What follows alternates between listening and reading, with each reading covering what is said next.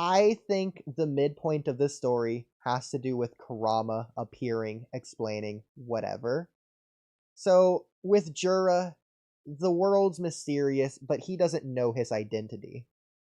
From what we see with Kurama, I don't think they should have gone this route because it doesn't make sense from a story I perspective. agree. I already know But what you're gonna say, but Kurama seems to remember everything and he has no reason to change, and so he's a sad character. He's guiding Himawari as well as a mentor. He already has his identity.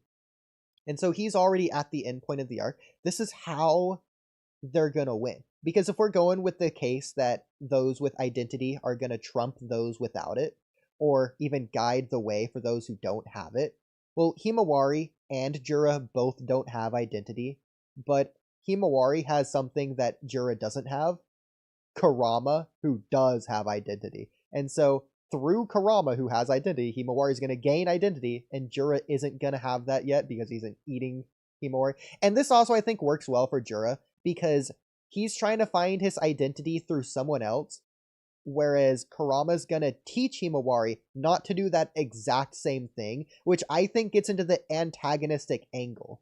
Himawari's currently trying to do what Jura's trying to do. Himawari, not through Kurama, but through like Boruto or Kawaki or even Team Ino Shikacho, she's trying to find her identity through everyone else, and that's understandable as her character. Someone who, in a day, lost both her parents and at least one of her brother, arguably both of her brothers. And so, from her perspective and her pain, it makes sense that she lost her guiding force, the one to show her the way. She would try to find that in someone else. Now, she's been gifted that other person in Kurama, but she was wrong to try and find it in everyone else. And that's what Kurama, ironically, is going to teach her. She's going to be looking to Kurama to teach her that, and Kurama's going to teach her not to look to Kurama, as Kurama's already done, mind you. Because Himawari's asking for Kurama's help. Kurama's like, I'll give you my help, but you draw on my help. It's not that I'm going to give it to you, it's that you are going to use me. And so Himawari, through this, is just going to find her own identity, not through Kurama's power, but through Himawari finding it herself. And I think that's very important because the fact that Kurama is the one that is teaching this, because again, he already has his identity. And so he's already at that end point. That's why they're going to win. They're introducing that at the midpoint, but in a way, first of all, before moving on to whether or not Kurama should have his identity here or memories or any of that, what do you think of all of that so far? well, I like everything you said and think the problem is the execution of how they did it. It is my problem with that Yeah. because I think all that works very well from a narrative standpoint. The problem is it I don't think it was executed well on either end. First of all, it just seems like in like 2 pages the whole story arc began and ended in that regard. And it just feels like Kurama's just saying shit and then like Himawari just like does it. Like it's like, oh, okay, that's it. Like Well, on I didn't feel like that, there was a journey I there. think Himawari's done it, but she hasn't realized she's done it. So in the future, she could do the exact same thing, but then Kurama's gonna tell her, this has been with you all along, or something. Like, you don't need to be prepared, you already are. Remember, Himawari, you've done this before. Then that's when Himawari's gonna realize this exact thing. She's already had it.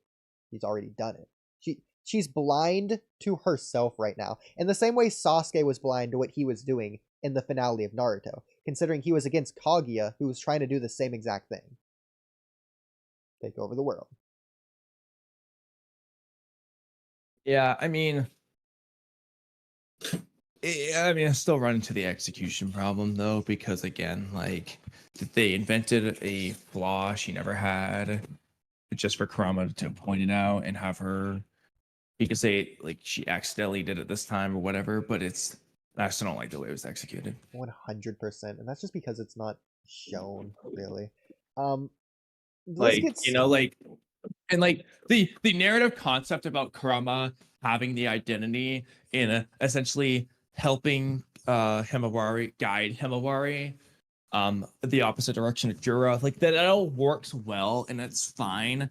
It's just it was the whole I like that end point that basically you can make it great video analyzing it the way you just did and it sounds great, but reading it it looks awful. I know it And does, that's where and that's the problem with that. yeah, no, I completely agree with everything you're saying. Everything I'm saying sounds nice, but it's other people use this term. I don't like this. It's like a polished turd. Taking the bad stuff that's there and making the best of the situation with it. Yeah, you're making it, yeah. Like Because this gets into the question of whether or not Kurama should have, first of all, came back at all, but that's a different question. Hypothetically, Kurama's come back. Should he have come he's already back know he's come with back yet. his memories and identity? Because what I said with the Jiro one was like, well, technically in regards to this arc, it is about finding your identity. If it was a blank slate Kurama, they could have just had Kurama's journey coincide with Himawari and Jiro's and everyone else's. Yes. Where the new Kurama would just do the same. And that works just as well, because Jiro's a blank slate. Do we need a million too. characters doing it? Maybe not, but Himawari is basically a blank slate right now after what she lost at the end of part 1. And considering this is the beginning of part 2, yeah. Kurama, we just explained why he's a blank slate. He's literally new. Jura, same, also a blank slate, just brand new, trying to find his identity. And so I think that works completely well. They have the same starting point, but together, Himawari and Kurama work to go a different path than Jura. And that differing path leads to the conflict, the crossroads of destiny. And through their different paths, the different answers they find along their journeys, one of them will be correct. The flaw, the clink in Jura's armor, his hypocrisy, will be something that he found along the way, but he believes in his conviction he's going to fight full force, double layer his armor, as we said earlier, whereas Kurama and Himawari, they're not going to be as strong, not going to be as powerful, but they don't have that flaw. And so through their correct, different answer, it's going to be more correct than Jura's correct answer. And another reason why I like it is because, this idea anyway, is because you go look at Naruto. Now, I'm not saying that Himawari and Kurama have to be antagonistic towards each other, but Kurama and Naruto are essentially growing together. So it's like they're against each other for a while. They're fighting against each other, but throughout the story, they are growing together. And you reach a meeting point, as we get eventually into the war arc itself, where it's like now they're starting. They were essentially going two opposite ends, but then they start to curve towards the middle. Once Naruto kind of realized what it is he needs to do, and they get to mid-war arc when they finally, in terms of their character arcs together, their bond, they basically reach their end. Naruto wins Kurama over. Naruto has to earn Kurama's trust, and Naruto trusted humans again, and so on. But they grew together is the point. And so in this case, it's the same idea. Hinata and Himawari and Naruto, you get to see them grow together. Whereas in this case, Kurama's not going to grow with Himawari. He's just going to watch Himawari grow because he's already grown. And this, yeah, this gets into the midpoint, but I'll start with the question of this arc about this being a mysterious world. So I think the question of the arc isn't that inherently. I think the question of the arc is, how do we find ourselves within a world as mysterious as this? Yeah, I like that. The problem with this goes back to the midpoint with Kurama coming here. Kurama spawning with that answer, same as Jura. Why is Kurama spawning with that? What he says applies to the Himawari thing, that he's confused how it happened. That doesn't mean the world's mysterious. Kurama is at the end point that Jura wants to be at. He shouldn't be asking this. Kurama should have the diametrically opposed viewpoint to Jura if he's spawning with his identity full, whereas Jura's is empty. He should know Exactly. why this world Like, is the way it Kurama's not is. asking, how do you find your identity in a world as mysterious as this? Because Kurama has already found his identity in a world as mysterious as this. And Like, if this world is so mysterious, how is he going to help Himawari find her identity? He can't do that if he just doesn't even know himself. But another thing though is, so in this case, Kurama is very much playing like a sensei role, right? The master role. The problem is, I mean, I'm sure there's stories where the master has no flaws, but at least in Naruto, all the masters had flaws that they had to overcome too. They weren't just complete characters. Let's look no further than Kakashi. Like, the dude was not complete, even though he very much could be a good master for Naruto. He had something to work on himself. But in Kurama's case, as far as we're aware, that isn't the case. He's already overcome said story flaw.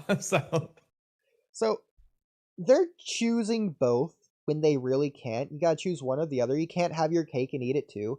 Either this is the same Kurama, and he's saying that it doesn't matter how, and we just gotta accept it and move on, or it's a new one, and this world is a mysterious place. You can't have Kurama accept it and ask if this world is a mysterious place or not. Those are complete opposite ideas of one another. like he's either curious or he doesn't care. You're not both curious and don't care about the answer.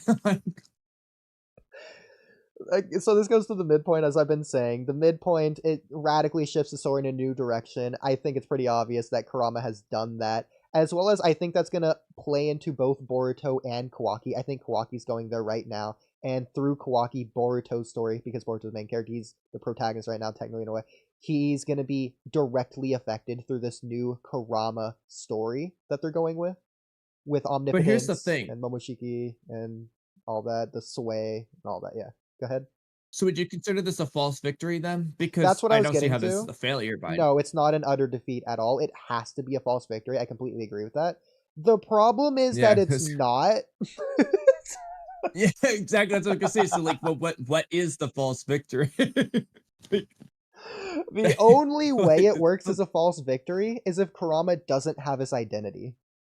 But that's not the case. Exactly. Because in this case, you're like, oh my god, it's Kurama back. Well, thank god he's here. He's powerful and can help guide us the way. We're safe now. Except, oh my god, he can't do that? Oh no, it's not actually true. Boom, false victory. But then it's through that false victory. Kurama gets amnesia and forgets who he is. Yeah. But it's through the defeat at the false victory that the main characters can grow from that point forwards up through to Act 3, the High Tower surprise, and all these other beats, the point of no return. And it's because of what happens at the midpoint that through the loss, the devastating loss in Act 3, that they're able to grow from that loss at that point to win in the end. Is Kurama part of the problem here is this is where I'm slightly skeptical about whether this is the midpoint. But I say slightly for a reason I'll get into. But at the midpoint, they should be like the farthest away from achieving their goal that they could be in this arc. What is the goal of any character in this arc besides Jura and Hidari? Yeah. We don't know. Who is the protagonist of this arc? We don't know. You know, this is where we get into the problem. Who is the character with a goal? Only Jura. And I guess Hidari, the Shinjuu. But Jura, really. Jura is not the protagonist, let's be honest. Yeah.